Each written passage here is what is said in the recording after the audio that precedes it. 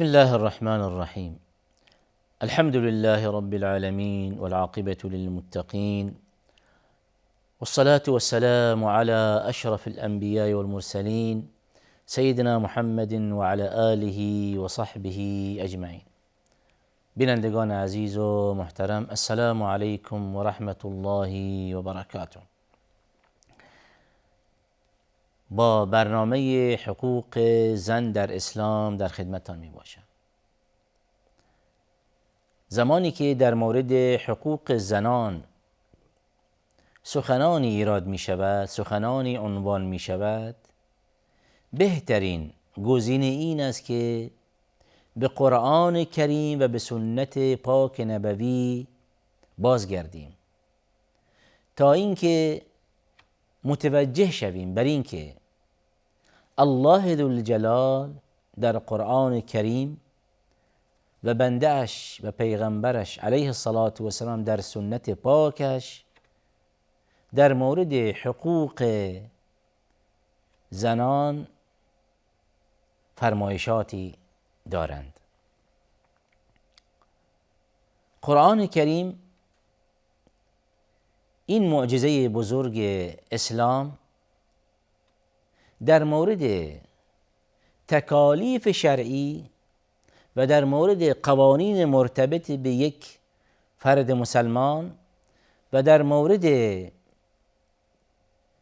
ادا نمودن این تکالیف شرعی هیچ گونه فرق و تفاوتی بین یک زن و مرد قائل نشده، بلکه شعار دین اسلام این است که ان اکرمکم عند الله اتقاکم، گرامی ترین شما نزد الله ذوالجلال با تقواترین شماست. حال این با تقواترین چه زن باشد چه مرد باشد. در جانب عمل چنین است، اون چی که ملاک و معیار است در دین مبین اسلام عمل یک فرد مسلمان. این عمل چه باشد؟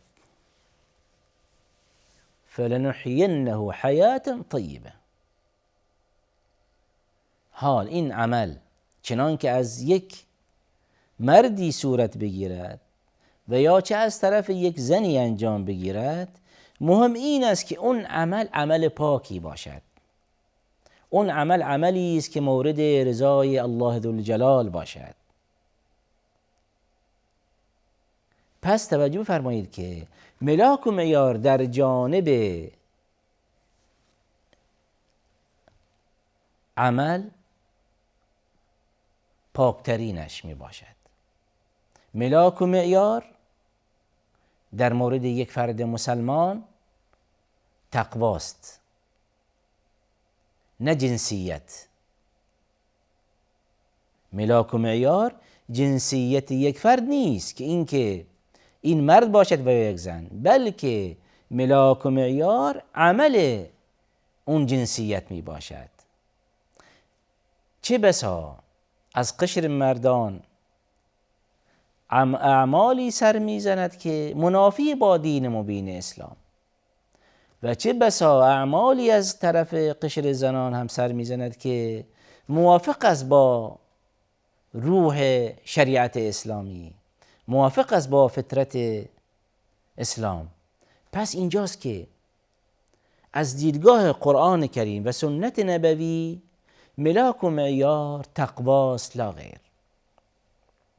اگر بازگردیم و نگاهی بیندازیم به تاریخ اسلامی ما، متوجه می شویم که در بین قشر صحابه، در بین نسل صحابه رضی الله عنهم، در اونجا افرادی بارز شدند، افرادی مشهور شدند، علم شدند. حال این افراد همه از یک قشری خاصی نیستند. اگر بیاییم و در بین صحابه کرام رضی الله عنهم نگاهی بیندازیم، در بین قشر مردان افراد زیادی بارز شدند، به علم و به تقوا و به فتوا و به روایت معروف شدند. اما آیا این روایت و این فتوا و این اجتهاد و این فقه فقط مختصر بوده بر قشر مردان از صحابه رضی الله عنهم؟ نه، چنین نیست. در مقابل میبینیم که در بین قشر زنان از صحابیات رضی الله عنهن باز هم زنان زیادی بارز شدند، بلکه همین زنان به عنوان یک مرجعی بودند و تعداد زیادی از این قشر مردان در واقع از اونها فتوا می گرفتند.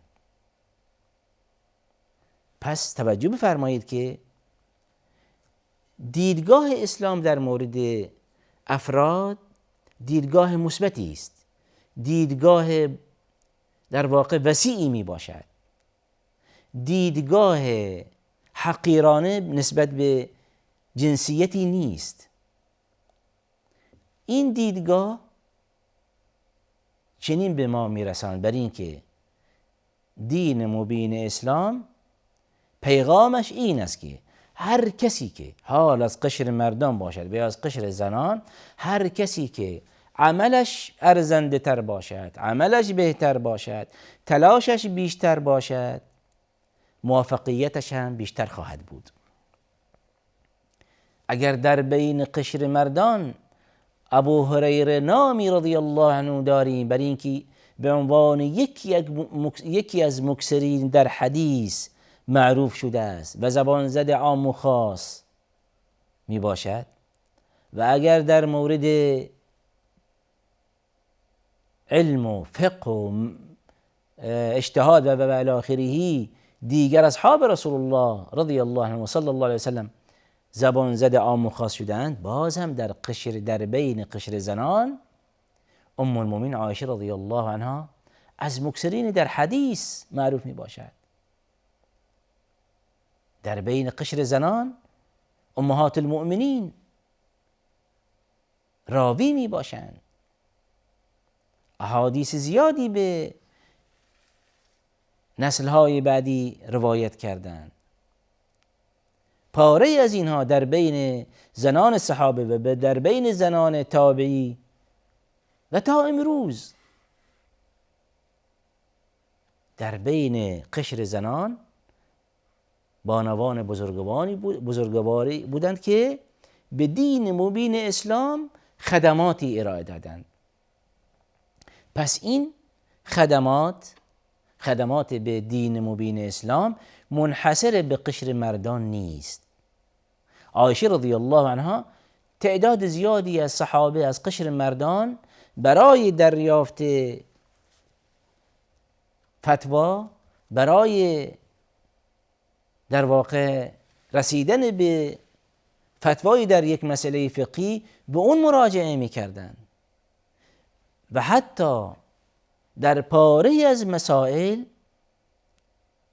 که مرتبط به امور خانوادگی رسول الله علیه الصلاة والسلام، در مورد امور مرتبط به معاشرت رسول الله علیه الصلاة والسلام، در مورد اخلاقیات پیامبر علیه الصلاة والسلام در محیط منزل، چه کسانی میتوانند در واقع مفید باشند و اون اصل قضیه که مشاهده شده از جانب رسول الله علیه الصلاة والسلام به صورت گفتاری و یا رفتاری، این که برای امت بازگو کنند همسران پیامبر علیه الصلاة والسلام. چرا که به عنوان مثال در جانب غسل پیامبر علیه الصلاة والسلام، برای اینکه پیامبر علیه الصلاة والسلام شیوه غسل پیامبر، چگونگی غسل پیامبر، کیفیت غسل پیامبر، چه مقداری از آبی مصرف میکردند، چگونه در واقع غسل میکردند، چه قسمتی در ابتدا آغاز و شروع میکردند، این همه مسائل مرتبط به عنوان مثال در مورد همین غسل پیامبر علیه السلام، این چه کسانی میتوانند به طور واضح و روشن برای پیروان رسول الله علیه السلام، برای امت محمد مصطفی علیه السلام این مسائل عنوان کنند؟ همسران پیغمبر. در پاره از این مسائل به ویژه در این گونه قضایا روایت ها از جانب امهات المؤمنین و علی الخصوص از جانب ام المؤمنین عایشه رضی الله عنها، چرا که او به عنوان یک فقیه، به عنوان یک مکثر در حدیث معروف می باشد. اما اینجاست که به هیچ وجه روایت نشده است، به هیچ وجه این بحث و جدلی عنوان نشده است بین قشر مردان بر این که نه این روایت ها از قشر زنان روایت شدن، از طرف زنان عنوان شده و ما اونها را نمیپذیریم، و یا اینکه حال که این روایت راویش زن می باشد پس ضعیف می باشد. نه، چنین نیست. روایت چنان که به لحاظ سندی سالم باشد و به لحاظ متنی سالم باشد، این روایت صحیح می باشد. حال راویش یکی از قشر مردان باشد و یا اینکه یکی از قشر زنان می باشد. پس توجه بفرمایید که از دیدگاه دین مبین اسلام ملاک و معیار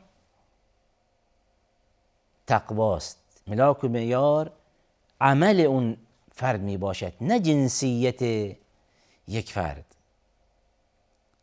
و اینجاست که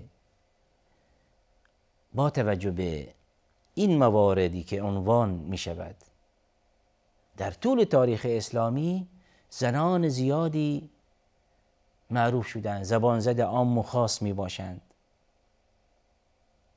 فقط و فقط اگر به این موارد نگاه بیندازیم متوجه می شویم که دشمنان اسلام دنبال ضربه زدن به ریشه اسلامی باشند. دشمنان اسلام ناکام ماندند از اینکه با پیروان این دین مبارزه کنند، ناکام ماندند از اینکه وارد بحث و گفتگو شوند. و اینجاست که راه پرخطری انتخاب نمی کنند، بلکه راه بسیار سهل و آسانی برای خودشان انتخاب کردند. اینجاست که وارد عمل می شوند در رسانه ها، در فضاهای مجازی، به ویژه در عصر حاضر خودمان که فضای مجازی در واقع به کثرت و وفور رایج می باشد. اینجاست که اینها این فرصت را غنیمت شمردند و این قضایا وارد می کنند. بر این باورند و بر این اعتقادند که به هر حال ما این قضایا عنوان می کنیم، من جمله قضایای بحث گواهی و شهادت در دین مبین اسلام. این قضایا عنوان می کنند و می گویند که کافی است که 1% هم دچار شک و شبهه کنیم، دچار شک و تردید کنیم، شبهاتی به اونها القا کنیم، موفق خواهیم بود. پس اینجاست که دشمن زیرک است و پاکترین و اصلی ترین مرجع امت اسلامی زیر نظر قرار دادن و اصلی ترین مرجع امت اسلامی در واقع زیر سوال بردن و اون قرآن کریم. اما با این همه تلاش هایی که از طرف دشمنان اسلام ایجاد می شود، با این همه تلاش هایی که هزینه می شود، اما باز هم الله ذوالجلال به بندگان خودش رحم فرموده و برای بیداری و هوشیاری و راهنمایی و ارشاد این امت افرادی انتخاب می کند، اصطفا می کند، اونها را راهنمایی می کند تا اینکه به دین اسلام خدماتی ارائه دهند. به عنوان مثال در جانب روایت احادیث و در جانب رساندن احادیث صحیح به امت اسلامی افرادی موفق می‌گرداند. در رأس هر قرنی افرادی به عنوان محدث توفیق میدهد تا اینکه به سنت پیغمبرش خدماتی ارائه کنند و احادیث صحیح از سقیم غربال کنند و افرادی موفق میگرداند به افرادی توفیق میدهد که به این شبهاتی که از طرف دشمنان اسلام القا می شود پاسخ دهند. و اینجاست که روزانه مشاهده می شود بر این که نه تنها تعداد مسلمانان از تعداد مسلمانان کاسته نمی شود، بلکه در این جهان پهناور با این همه جنگ و جدل‌هایی که بر علیه اسلام عنوان می شود، با این همه حرف و حدیثی که در مورد اسلام گفته می شود، با این همه تضادهایی که مشاهده می شود و با این همه شبهاتی که القا می شود برای ریشه‌کن کردن دین اسلام، اما الحمدلله که الله ذوالجلال حامی این دین می باشد. روزانه مشاهده می شود که افرادی، گروههایی وارد دین مبین اسلام می شوند و همین قضیه که در بین کشورهای غربی در جهان کفر ثانی به ثانی افرادی وارد دین اسلام می شوند، یعنی در واقع اونها تلفاتی می دهند و اینجاست که به این قضیه رو می آورند برای اینکه اسلام را در جانب ادای حقوق زنان تشویح کنند تا اینکه سنگاندازی هایی ایجاد کنند و مانع شوند از ورود افراد غیر مسلمان به دین اسلام و مورد دوم خود مسلمانان دچار شک و شبهه و تردید کنند. اما این دین حامی بزرگی دارد، حامی عظیمی دارد. این دین قرآن و سنت حامی اونها الله ذوالجلال می باشد. از این بابت قرآن کریم روز به روز راز و رموزش و حکمتهایش واضحتر و روشنتر می شود. و آخر دعوانا ان الحمد لله رب العالمین.